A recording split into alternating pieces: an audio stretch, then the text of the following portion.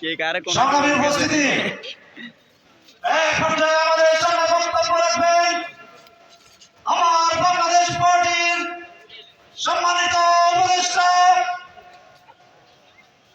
এদেশের বিশিষ্ট ব্যক্তিত্ব জনাব এ.এফ.এম. সুলেমান চৌধুরী। বক্তব্য নিয়ে আসছেন আমার বাংলাদেশ পার্টির সম্মানিত উপদেষ্টা জনাব এ.এফ.এম. সুলেমান চৌধুরী।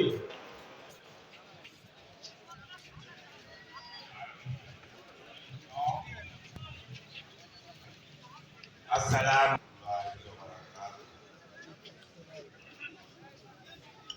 খেলাফত মজলিসের নাটক অধিবেশনে সম্মানিত সভাপতি খেলাফত মজলিস পর্যায়ের সম্মানিত নেতৃবৃন্দ,